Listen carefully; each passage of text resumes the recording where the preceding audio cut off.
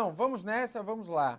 Pessoal, vamos tratar agora nesse bloco sobre a responsabilidade por substituição, tema dos mais cobrados no mundo dos concursos públicos. Vamos começar com a responsabilidade por substituição para trás e depois vamos falar sobre a substituição tributária para frente. Sendo que no ponto substituição tributária para trás é importantíssimo a questão da restituição do pagamento do tributo indevido. Vamos nessa? Então vamos lá, vamos iniciar. Veja, a substituição tributária objetiva proporcionar uma maior eficiência e uma maior arrecadação tributária. Ela surgiu, né, por volta da década de 60, 70, no sentido de facilitar a vida do fisco. Em que sentido? O fisco antecipava o pagamento do tributo,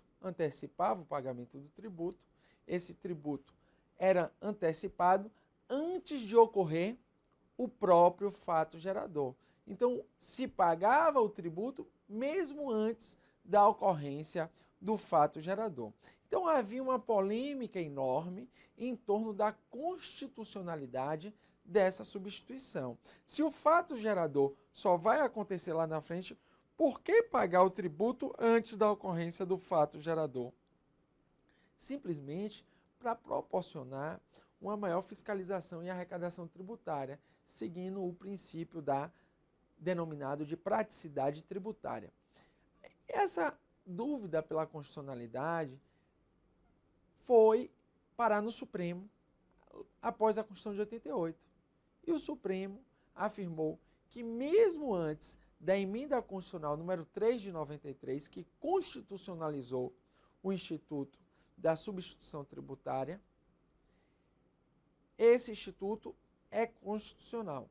Então, com a emenda 3 de 93, esse instituto foi colocado no artigo 150, parágrafo 7º do texto da Constituição.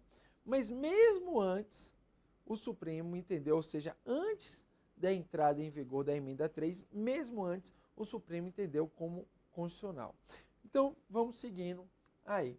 Veja, nessa nossa substituição tributária prevista no artigo 150, parágrafo 7º, ela é também chamada em prova de subsequente ou progressiva, né? E pode ser realizada tanto em imposto como em contribuições. Muito comum no ICMS, no IPI, você vai ver que também é muito comum hoje na COFINS e no PIS/PASEP, né? Então veja, fundamento o artigo 150, parágrafo 7º, que fruto da emenda 3. Como eu disse, mesmo antes da emenda 3, o Supremo já entendia como constitucional a substituição tributária para a frente. Veja que aqui é fundamental você entender as nomenclaturas, porque a prova de concurso público lhe traz a nomenclatura de quem é o substituto e de quem é o substituído. E tenta confundir você com essas nomenclaturas. Então veja, a pessoa que a lei ordena que substitua o contribuinte, ou seja, aquela que paga o tributo, é o responsável por substituição, ainda denominado de contribuinte substituto ou substituto tributário. Este é uma terceira pessoa escolhida pela lei que vinha ocupar o lugar do contribuinte antes da ocorrência do fato gerador e antecipando o pagamento do tributo. Veja que acontece a antecipação do pagamento do tributo, cujo fato gerador ocorrerá se ocorrer em um momento posterior. Claro que se ele não ocorrer, isso vai gerar o direito à restituição do pagamento e você vai ver aquela questão se ele ocorreu a maior ou a menor. No dia de hoje, o Supremo ainda mantém o entendimento, no dia dessa gravação, o Supremo ainda mantém o entendimento que só vai gerar direito à restituição se o fato gerador não ocorrer. Você vai ver isso daqui a pouco comigo, ok? Então veja, a substituição tributária para frente é uma ficção jurídica. Por que é uma ficção jurídica?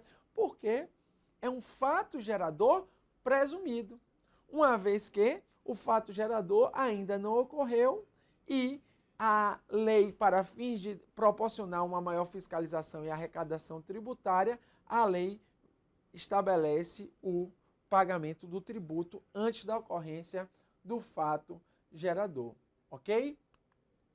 Veja aqui, exemplificando, né? Poderão ser pagos antecipadamente, deformando ou desfigurando o caráter plurifásico, por exemplo, do ICMS e do IPI. Isso é uma questão comum em prova. O IPI e o ICMS são impostos plurifásicos. Por quê? Porque eles vão incidindo dentro da cadeia produtiva. No momento em que eu utilizo a substituição tributária para frente e eu antecipo o pagamento do tributo para apenas uma fase, se entende que o IPI e o ICMS deixam de ser plurifásicos e se tornam monofásicos. Por quê? Porque a antecipação e o pagamento é só no momento da cadeia produtiva e não ao decorrer da cadeia, ok? Vejamos, o artigo 6º dispõe, né, sobre a substituição da Lei Candir, Lei Complementar 8796, dispõe aí sobre a substituição tributária para frente. Por exemplo, no caso de veículos novos, né, o caso de veículos novos é um exemplo emblemático. Temos o caso das cervejas, muito comum. Ao deixar a indústria, os veículos já podem, né, o fisco já pode, em razão da substituição tributária para frente, cobrar o tributo, ou seja, acontece uma antecipação do pagamento. Você sabe que ele só vai ser vendido lá na concessionária.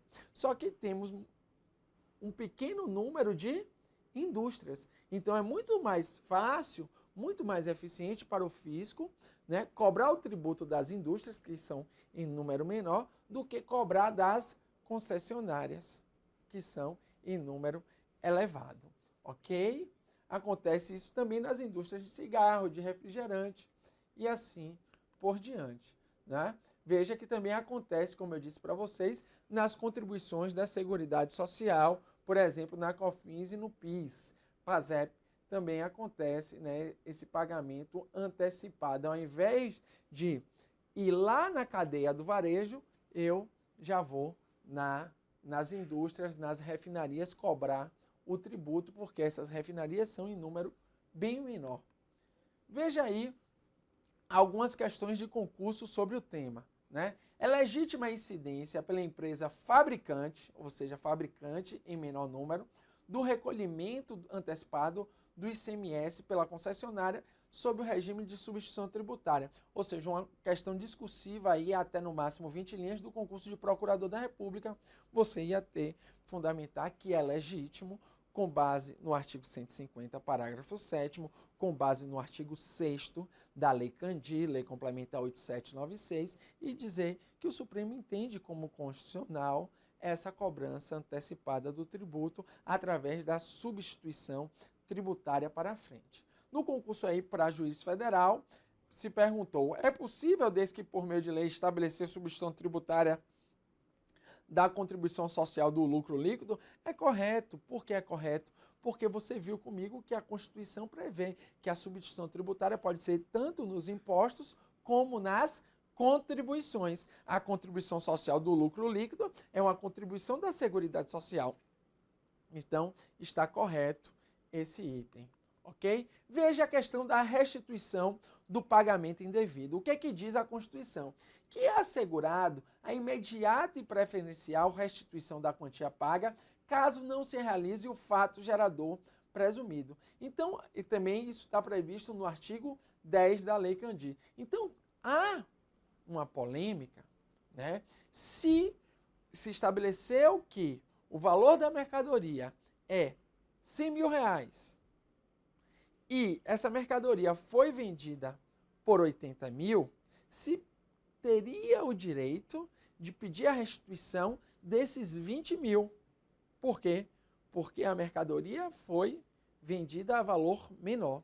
O entendimento do Supremo ainda é no sentido que só há o direito à restituição preferencial imediata caso o fato gerador não se consume, caso ele não se realize. O que quer dizer isso em linguagem de gente?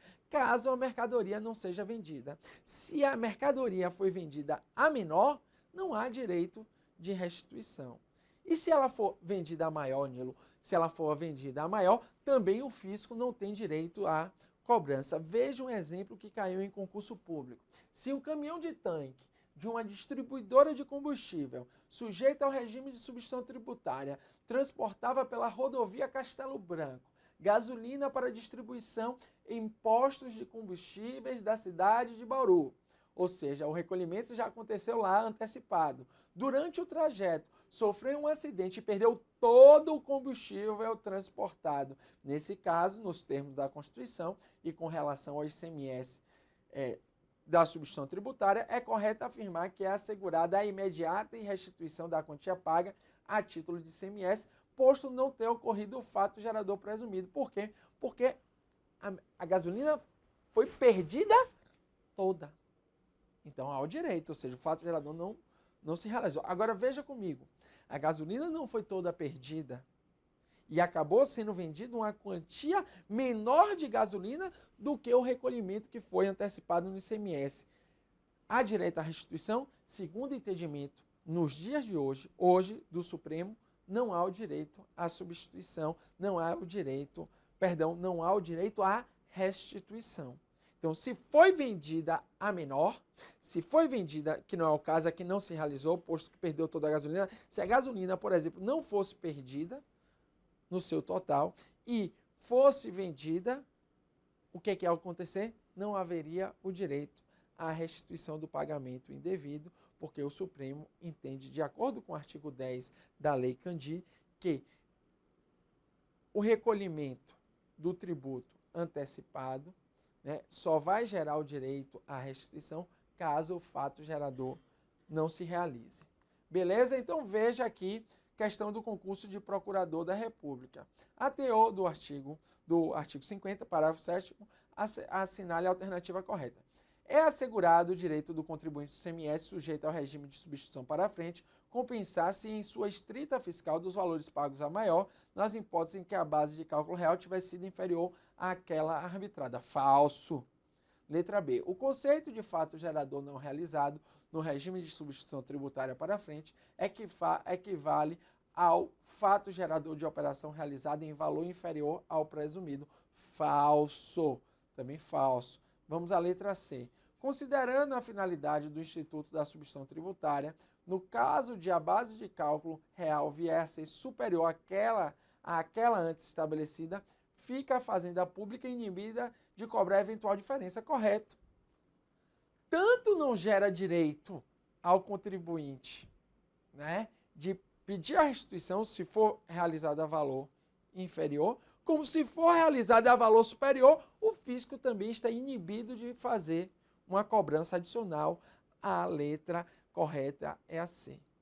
Só há direito à restituição por parte do contribuinte caso o fato gerador não se realize. A C está corretíssima. A D. Somente nos casos de não realização do fato ponível presumido é que se permite a repercussão dos valores recolhidos.